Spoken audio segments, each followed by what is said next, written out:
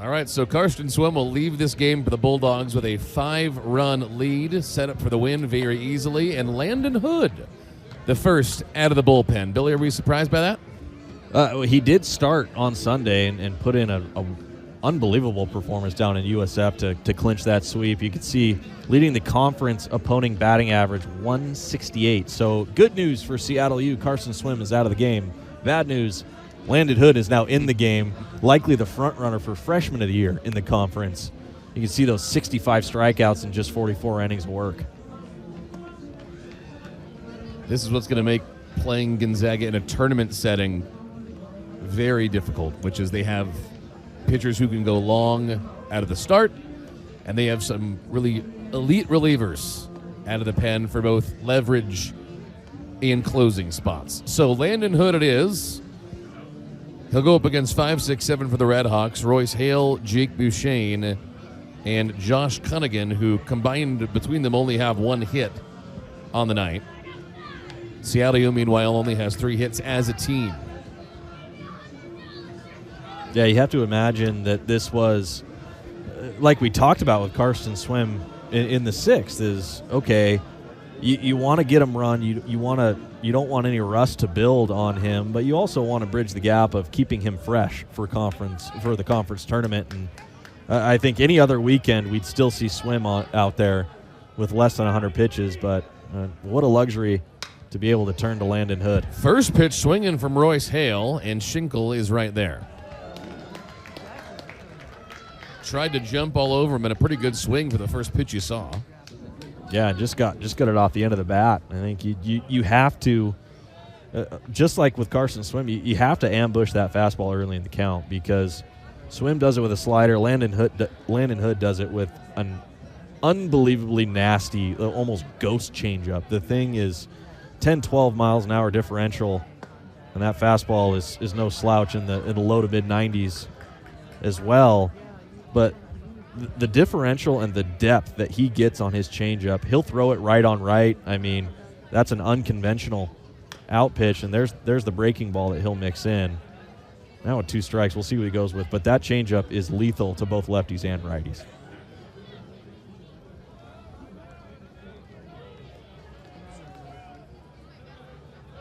(0-2) and moving quickly.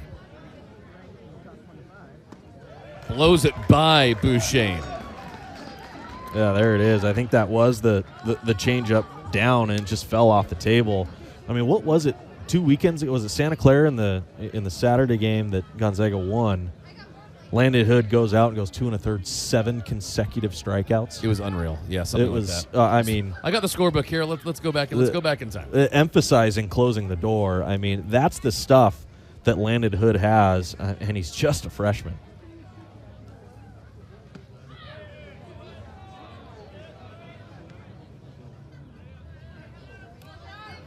It was 7 in a row.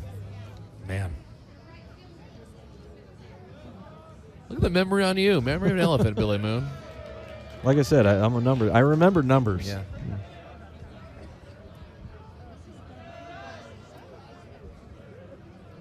We could have made some money if we'd gone down to conference tournaments in Vegas at the table with that brain of yours. Missed opportunities. Well, Scottsdale has casinos, don't they? Yeah, it's not quite the same, is it? Is that the same, the old 10 casinos? Here's the 1-2. Oh, heater. Strike 3. Stretch time. Landon Hood is here in Seattle. Has their postseason hopes against the wall. Because out of the pen last inning, Hood completely untouchable, Billy, outside of that first pitch. Yeah, I mean, it's what we're accustomed to see him out of Landon Hood, especially out of the bullpen. I mean, he comes in with just a different mentality, and it's very different. Coming as a starter, you're trying to get through a game, trying to leave a little bit in the tank for the second and third time through.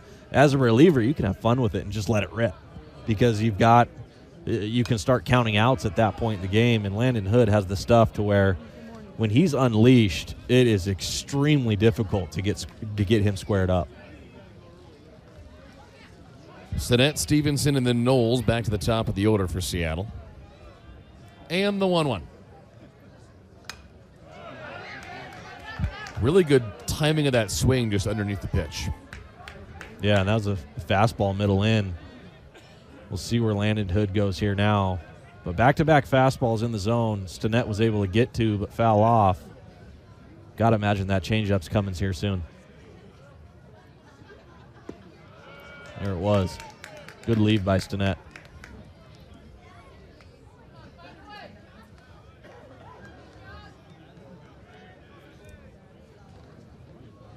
Back to work, the 2-2.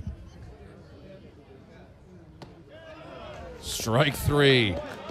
That's 3 strikeouts in a row for Landon Hood. Yeah, and the changeup's in the back of the mind there, and then when you run a fastball inside, there's absolutely nothing you can do. You're just frozen there, and look at that. The target, just hits the target from Wrobleski. Wrobleski knew it right away. Was going around the horn before the final call was made.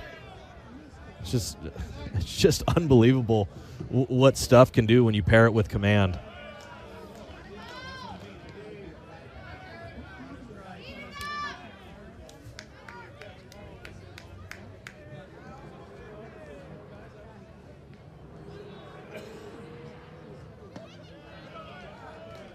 Absolute gas. And you're just quickly, you're working 0-2-1-2 15 seconds into an at-bat. Like, it's an avalanche when Landon Hood is on top of his game.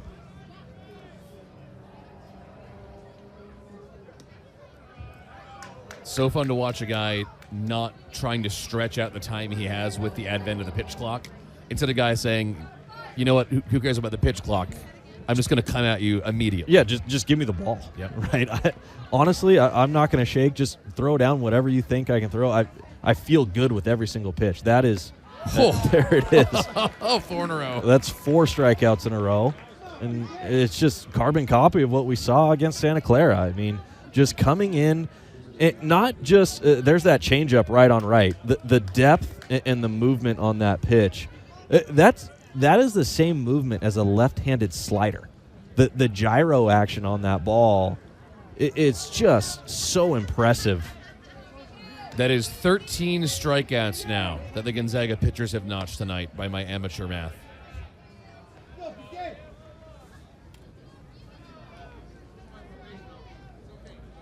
Who's been bored? I feel like we haven't called Ricky Sanchez's name a lot in the field tonight. Have we called Sanchez out? Have we seen a grounder? We got one. We got one in the first inning. Yep. Yeah, Ricky Sanchez bored in the field. Eisenstadt hasn't seen much. Meffert's been pretty bored and right. 2-0. Ouch. Someone finally got a hitter's count and ended up hurting themselves. Yeah, and that's Knowles early on in the game had that shin guard. I don't know what the reasoning was to not have it this at bat, but that decision certainly was not a good one for Peyton Knowles. Man plans, God laughs, right? 2-1 to the former Bulldog, who it has been such a pleasure watching play this weekend, and it'll be fun again tomorrow. There's a little lip reading there that I'm going to paraphrase that he told Jacob Wrobleski, that one hurt. The number of smiles we've seen between him and his former teammates has been a pleasure this weekend. 2-2.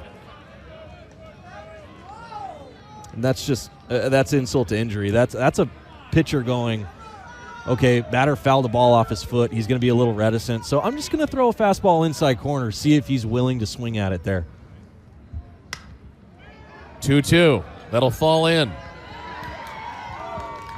And Peyton Knowles, after starting this game with a pair of strikeouts, notches a pair of singles in his third and fourth at-bats. Yeah, and both with 2 strikes. So really good job of just protecting the plate. You can see, it's clear. Now he's, what is that, 5 for 7 on the series so far. So, happy for him. Yeah, it's just been a really solid year for Peyton Knowles, being the leader in that leadoff spot for the Seattle U offense.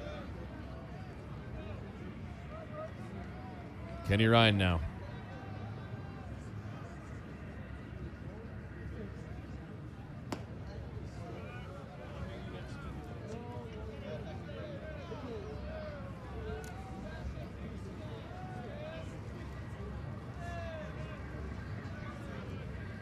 23 pitches here for Landon Hood. You have to expect, given the game plan with Carson Swim, that this is probably his last inning, kind of understanding where the scoreboard is at. You want to give Hoffberg a chance? Yeah, either Hoffberg or, I mean, you can go to McClaskey. I mean, you can go to a lot of individuals. You can go to Bowman. Bowman's probably in line with him and Finbar tomorrow to potentially start tomorrow. So, I mean, another guy we haven't talked about, another high leverage arm, is Garrett Gorse. You can go to him as well. That calculus all changes, though, if Seattle U is able to manufacture a 2-out rally here.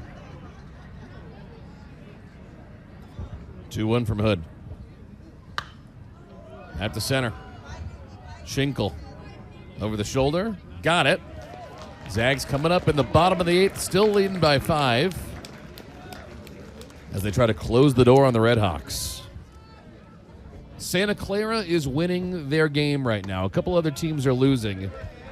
Santa Clara, if they're able to win this game, puts themselves kind of in the driver's seat, although with like a makeup game with San Diego, there's some other stuff going on.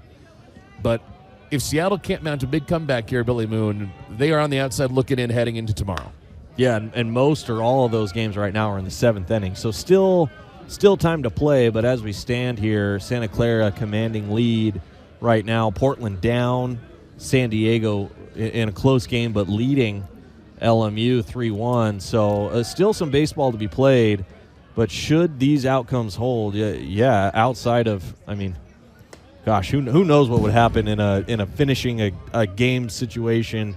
That game between, I think it was Pacific and San Diego, ended in an 8-8 tie due to travel and the time limit there. So getaway day games. Yeah, and it was only 8 innings. It was 11-11, I believe it was. Popped up, Young there, one away. Cabrera, yes. Yeah, the defensive replacement. He's been in the game all of 10 minutes and found himself in the middle of everything. But still, I mean, with essentially one game left to play, I mean, there is so much that could happen in regard to that 6th seed.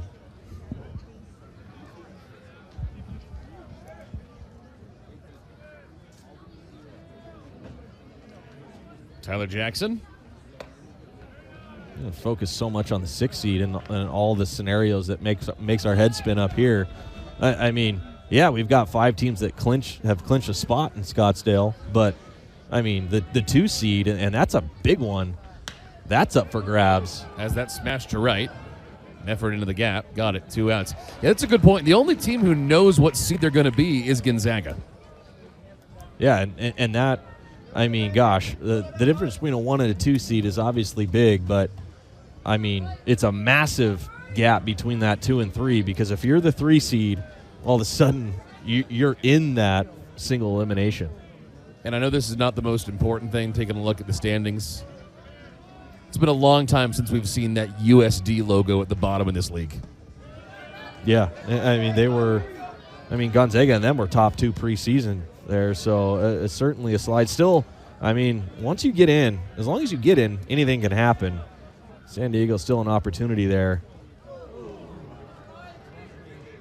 Seattle U now 1 strike away from a series loss and falling a game behind of their counterparts for that 6th seed.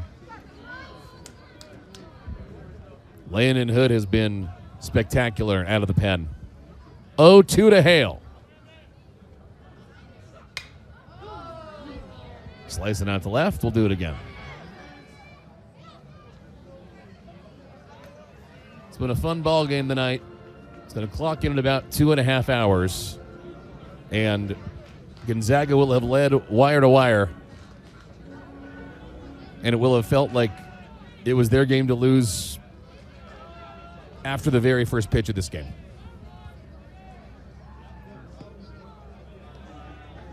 Never really felt like Seattle was going to jump ahead. No, I mean, it was 2-0 all the way through 5.5, but we talked about it. And yet it felt like it was 7. Yeah, right? I mean, the way Carson Swim was cruising, even though there was only 2 runs to show for it for this Gonzaga offense, they were hitting the ball all around the yard hard. Hold the right. Meffert's going to watch that one go. Royce Hale trying to give Seattle some life with a homer in the ninth. Yeah, and that ball was smoked. I mean, Royce Hale has put really good swings, put on really good swings this evening. Something that maybe Seattle you can build on going into a very, very big Saturday finale here. But that's just a fastball. You talk about, remember the loop zone I was talking about for left-handed hitters? That is the loop zone, and that's what happens most of the time when a ball gets left in the middle of that loop zone. Jake Bouchane wanted a piece of the same thing. That was a pretty swing, the way he just kept all of his weight back and just timed that thing perfectly. Great swing. Yeah, and really just let his hands do the work. Don't gotta try to get too big. Get the barrel out and let the velocity of the pitch manufacture most of the power, right? And Royce Hale did a really good job staying under control, getting the hands inside, and delivering a mammoth shot. Bouchane has struck out twice. Make it 3. That's the ball game. Bulldogs win 5-1. Just another stellar performance top down. I mean, started with Carson Swim. It ends with Landon Hood on the mound. Defensively, not a ton of pressure did Seattle U put on this Gonzaga defense, but they held their own.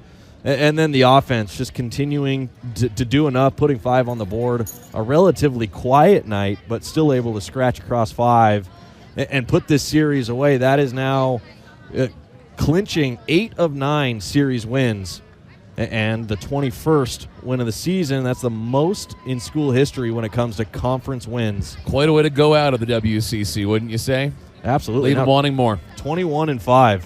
And the job's not done. Certainly Gonzaga is happy for a record-setting season, but there is so much more ahead of this ball club that they're going to continue to prep for and come in tomorrow, look for a series sweep to keep positive momentum, and then from there, anything can happen down in Scottsdale. Just a reminder for you at home, it is another traditional kind of getaway day start time, despite the fact that it is going to be a Saturday. We have a 1 o'clock first pitch tomorrow here on ESPN Plus, where you can catch the game or here in person in Spokane. We'd love to see you if you're in the Inland Northwest too.